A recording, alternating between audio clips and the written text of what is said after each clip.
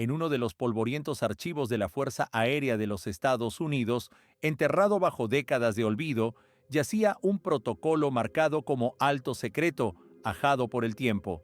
Era un texto oficial, seco y sin vida, mecanografiado en una máquina antigua cuyo golpe metálico parecía resonar aún entre las páginas amarillentas. Sin embargo, entre líneas se escondía una historia capaz de helar la sangre. No era un informe sobre maniobras militares ni un análisis de amenazas enemigas. Era la transcripción literal de un diálogo entre el piloto de un caza interceptor y un operador de radar en tierra. Fecha: 26 de julio de 1952. Lugar: el cielo nocturno sobre Washington, la capital de la nación más poderosa del planeta. La transcripción decía, en esencia: veo el blanco. Una luz intensa se mueve de forma errática. Intento fijarla. Se ha ido. Simplemente se apagó y desapareció. Aquella comunicación breve, entrecortada, llena de desconcierto y de un miedo que apenas se disimulaba, culminaba una de las semanas más extrañas y sobrecogedoras de la historia estadounidense. Días en que la capital del llamado mundo libre pareció quedar sitiada por un enemigo invisible, invulnerable y regido por leyes que desafiaban toda física conocida. La prensa la bautizó el Carrusel de Washington. En documentos clasificados del Pentágono, en cambio, se habló con un nombre en clave mucho más siniestro: el Proyecto de Invasión. Sábado 19 de julio de 1952, casi medianoche, Aeropuerto Nacional de Washington. La gigantesca ciudad, aún irradiando el calor acumulado durante un largo día de julio, comenzaba a adormecerse. En la sala tenue y fresca del Centro de Control de Tráfico Aéreo reinaba una quietud somnolienta, cortada solo por el crepitar rítmico de la radio y el zumbido grave, casi hipnótico, de los equipos electrónicos. El supervisor Harry Barnes, veterano absoluto, un hombre capaz de reconocer un modelo de avión con solo oír el motor, seguía los contados vuelos nocturnos, diminutos puntos luminosos, lentos y previsibles, que se deslizaban por el verde circular de las pantallas de radar. Era rutina pura y dura, noches contadas por miles, idénticas entre sí como dos gotas de agua. Pero a eso de las 11:40, aquella rutina inamovible estalló en pedazos. En el sector noreste de la ciudad surgieron de la nada, en la pantalla de Barnes, 7 ecos desconocidos. Eran distintos a todo lo visto en su larguísima carrera. No se parecían a aviones civiles ni a aeronaves militares. No seguían trayectorias suaves ni previsibles. Se desplazaban a tirones de forma ilógica. Se quedaban inmóviles durante largos segundos. Y de pronto salían disparados a velocidades que el propio Barnes, profesional hasta la médula, estimaría como absolutamente imposibles, verdaderos miles de millas por hora. No respondían a interrogaciones de transpondedor, eran fantasmas sobre el fósforo verde. Barnes hizo lo que dicta el manual ante lo inexplicable. Pensó en una avería, tal vez sobrecalentamiento, quizá interferencia atmosférica. Llamó a otro centro de radar del mismo aeropuerto para contrastar. La respuesta fue breve y alarmante: sí, Harry, también los vemos, alto y claro. Acto seguido marcó la línea reservada para emergencias, un enlace directo con la cercana base aérea de Andrews, una de las instalaciones mejor protegidas del mundo, sede de escuadrones de caza encargados de resguardar la capital. El oficial de guardia en la torre de radar de Andrews contestó sin sombra de duda: confirmado, también los tenemos. Y añadió: parece que van directo hacia ustedes. Hasta los controladores más curtidos sintieron entonces un escalofrío. No era un error, no era una ilusión, era real. 7 y luego más blancos no identificados, sin responder a señales amigas, avanzaban hacia el corazón de la nación. Pronto tomaron posiciones sobre los puntos más sensibles y resguardados del planeta. Un grupo se situó sobre la Casa Blanca, otro sobre el edificio del Capitolio, donde sesionaba el Congreso, y un tercero se colocó sobre el Pentágono. Su comportamiento parecía el de quien estudia metódicamente el terreno, o peor aún, el de quien exhibe con descaro su superioridad e impunidad absolutas. Aparecían y desaparecían del radar ignorando todas las reglas de la inercia y de la física. Uno de los objetos, según testimonios en tierra y datos de radar, comenzó a seguir a un vuelo civil de Capital Airlines con destino a Washington. El comandante de ese vuelo, Casey Pierman, declararía más tarde que observó una luz brillante, silenciosa, palpitante, que acompañó a su avión durante varios minutos para, acto seguido, y sin aceleración aparente, dispararse en vertical y esfumarse. Ya no eran solo puntos anónimos en una pantalla, eran objetos físicos, reales, observables. ¿Pero qué eran? En el punto álgido de la Guerra Fría, cuando la pugna con la Unión Soviética estaba al rojo vivo, la respuesta parecía evidente. Quizás se trataba de nuevos aparatos de reconocimiento o misiles guiados capaces de burlar toda defensa aérea estadounidense. El pánico empezó a filtrarse, primero por las torres de control y luego por los despachos silenciosos de más arriba. Había, sin embargo, un obstáculo insalvable. Ninguna aeronave conocida por la inteligencia norteamericana, ni soviética ni propia, ni siquiera el prototipo más secreto, podía ejecutar semejantes maniobras, giros en ángulo casi recto a velocidades supersónicas, paradas instantáneas, aceleraciones desde 0 hasta 1000 millas por hora en fracciones de segundo. Todo ello contradecía la aerodinámica. Cualquier piloto dentro de un aparato así habría quedado aplastado contra el asiento por sobrecargas monstruosas. Si no eran los soviéticos, ¿quiénes eran? La noche del 19 al 20 de julio terminó con la misma brusquedad con que había empezado. Con las primeras luces, los ecos desaparecieron, pero como si hubieran dejado una promesa silenciosa, volverían. La semana siguiente transcurrió entre reuniones febriles a puerta cerrada y una angustia que nadie confesaba en voz alta. Pese a los esfuerzos por mantener la discreción, la información se filtró y los periódicos estallaron con titulares a todo trapo. Platillos voladores sobre la capital, el proyecto Libro Azul, el Grupo Oficial de Estudio de la Fuerza Aérea sobre Objetos Voladores No Identificados, quedó en alerta. Su jefe, el capitán Edward Ruppelt, antiguo bombardero de la Segunda Guerra Mundial y mente analítica, voló de urgencia a Washington. En público, la Fuerza Aérea guardaba un silencio pétreo. Tras bambalinas, reinaba el desconcierto. Los datos de 3 instalaciones de radar independientes eran contundentes. Los testimonios de pilotos civiles y los informes de observadores en tierra los respaldaban por completo. Y aún así, no había una explicación racional. Exactamente una semana más tarde, en la noche del sábado 26 al domingo 27 de julio, regresaron. Esta vez eran muchos más, docenas. De nuevo ocuparon posiciones sobre la ciudad, con una actitud, si cabe, más desafiante. Los radares del Aeropuerto Nacional y de la base aérea de Andrews se saturaron con sus señales. Volaban en formación perfecta, ejecutando maniobras complejas, sincronizadas, como si participaran en un desfile silencioso y espectral sobre las cabezas de los congresistas adormidos y del presidente Truman. Esa noche se agotó la paciencia militar. Ya daba igual si aquello era una provocación soviética sofisticada, una alucinación colectiva o algo distinto e incomprensible. Aeronaves no identificadas volando a voluntad sobre la zona prohibida de la Casa Blanca constituían una audacia inédita, un acto de agresión que exigía respuesta inmediata y firme. Hacia las 11:30 despegaron desde la base aérea de Newcastle, en Delaware, 2 cazas F-94 Starfire. El F-94 Starfire no era un caza cualquiera, era un depredador nocturno, biplaza, apto para todo tiempo, diseñado con una misión única: defender el espacio aéreo estadounidense frente a bombarderos soviéticos con armamento nuclear. Llevaba un radar potente en el morro y junto al piloto viajaba un operador dedicado exclusivamente a guiar el aparato hacia su objetivo en plena oscuridad o con visibilidad reducida.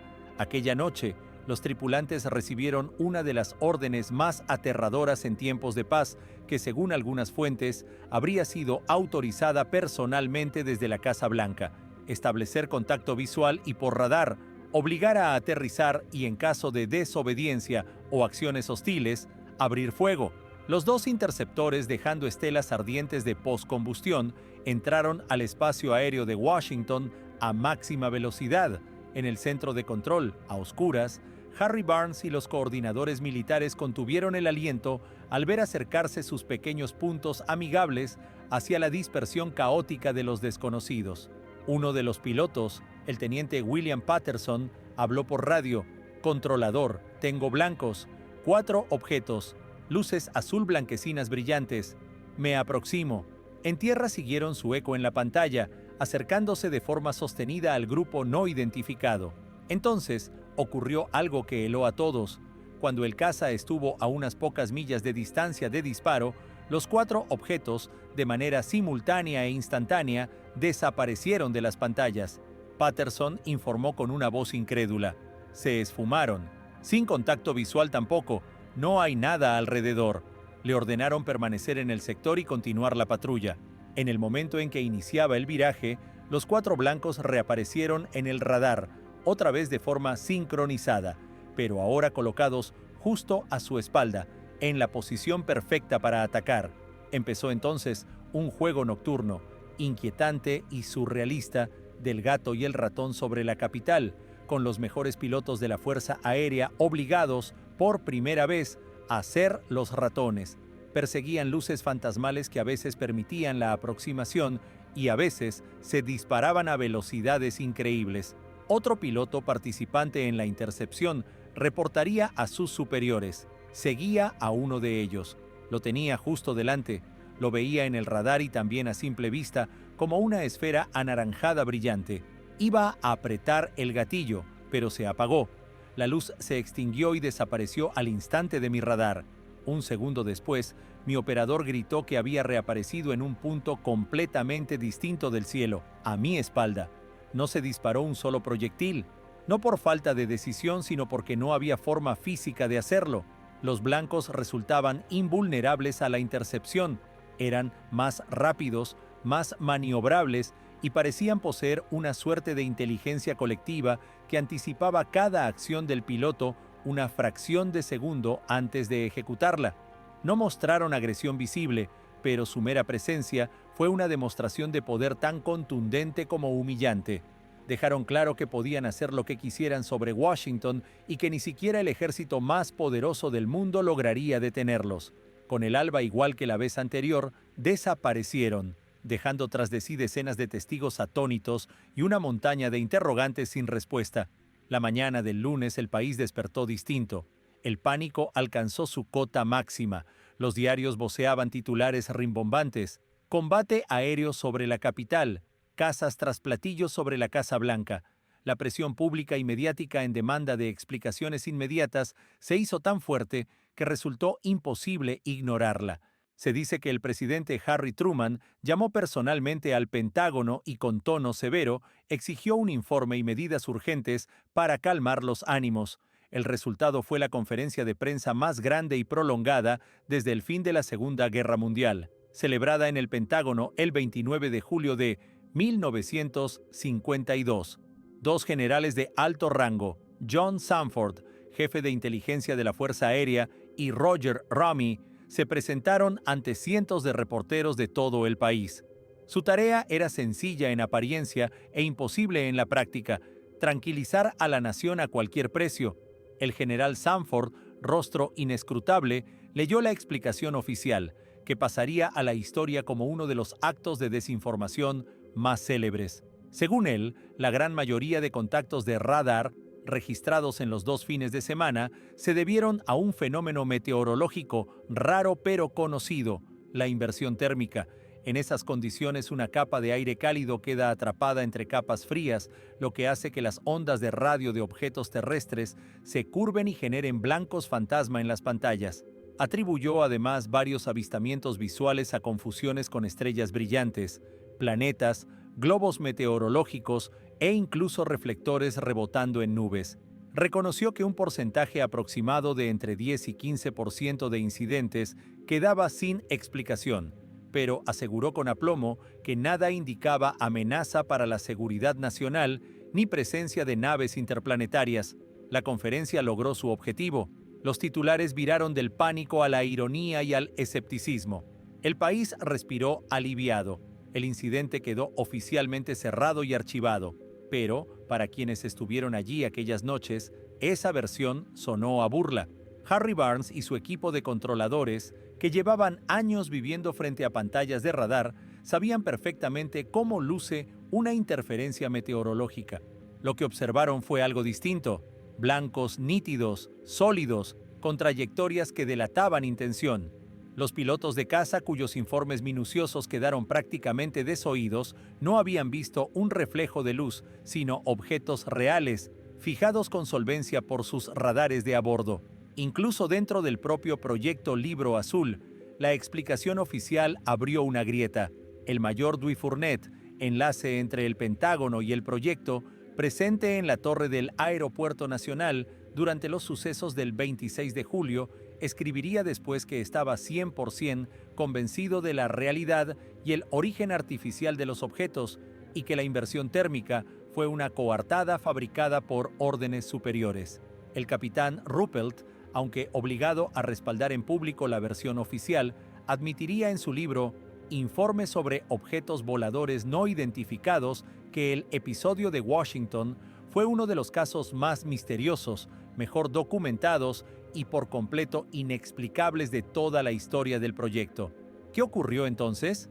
¿Por qué la Fuerza Aérea intentó ocultarlo con tanta desesperación y torpeza, dejando en entredicho a sus mejores especialistas? La respuesta podría estar en otro proyecto aún más secreto, del que el mundo supo solo décadas más tarde, inmediatamente después de los sucesos de Washington. Por iniciativa personal del director de la Agencia Central de Inteligencia, se constituyó una comisión ultrasecreta conocida como el Panel Robertson. Participaron en ella físicos, astrónomos, especialistas en radar e ingenieros de primer nivel. Su objetivo oficial era analizar los datos disponibles sobre los objetos no identificados y emitir una conclusión científica. El real, no obstante, era otro: decidir qué hacer con el fenómeno. Las conclusiones, desclasificadas muchos años después, estremecen por su cinismo. El panel sostuvo que los objetos no identificados en sí mismos probablemente no representaban una amenaza física directa. Lo verdaderamente peligroso era el interés público masivo, la histeria, la desconfianza hacia el gobierno y el ejército, el pánico susceptible de ser explotado por los soviéticos en la guerra psicológica. Esa, y no otra, era la amenaza a la seguridad nacional. Por ello, el panel Robertson recomendó de forma clara e inequívoca poner en marcha un programa nacional para desacreditar y desmitificar a fondo el fenómeno. Había que ridiculizar los informes, sembrar dudas sobre los testigos y atribuir todo caso inexplicado a fenómenos naturales plausibles o a errores psicológicos de observación. Vista la cadena de hechos de julio de 1952 a través de ese prisma, todo encaja. La gran conferencia del general Samford no fue un intento torpe de explicar lo inexplicable, sino el primer paso de una nueva doctrina, fría y calculada, una operación maestra de defensa psicológica. El gobierno de los Estados Unidos se había topado con un fenómeno que no podía controlar, ni comprender, ni mucho menos derrotar. Admitirlo públicamente, en pleno auge de la Guerra Fría, habría supuesto confesar impotencia militar y tecnológica. Podía desatar un pánico incontrolable y minar la confianza del pueblo en la capacidad de su ejército para protegerlo. Se optó, entonces, por el menor de dos males: una mentira piadosa. Mejor exponerse a quedar como incompetentes ante el clima caprichoso que reconocer que alguien, con una tecnología adelantada quizá cientos o miles de años, operaba con impunidad sobre la Casa Blanca. ¿Qué fueron, pues, aquellos objetos que paralizaron la capital del mundo durante 2 noches? Una inversión térmica única que, por casualidad extraordinaria, se manifestó en 2 fines de semana consecutivos, justo sobre las instalaciones más estratégicas del país, y que, por arte de magia, registraron no solo los radares, sino también los ojos y los equipos de los mejores pilotos, dispositivos soviéticos ultrasecretos de los que nada sabemos todavía, o algo tercero, tan fuera de nuestro entendimiento, que el gobierno prefirió ocultar la verdad para no romper la imagen cómoda de la realidad. Tal vez nunca lo sepamos con certeza. La mayoría de los testigos de aquellos días ya no están. Es probable que documentos clave hayan sido destruidos hace tiempo o permanezcan aún en archivos profundos e inaccesibles, clasificados para no ver jamás la luz. La historia del carrusel de Washington queda, sin embargo, como un recordatorio inquietante. Durante 2 noches calurosas de julio, El telón de lo conocido se abrió apenas un instante, y lo que la humanidad entrevió al otro lado fue tan asombroso, incomprensible y atemorizante que la única salida fue fingir que nada había ocurrido, olvidar, ridiculizar y confiar desesperadamente en que no volverían. ¿Y si nunca se fueron? ¿Y si solo aprendieron a volverse del todo invisibles? Las preguntas que dejaron aquellos sucesos siguen suspendidas en el aire, igual que aquellas luces silenciosas y fantasmales sobre la noche de Washington, y, por ahora, no tienen respuesta.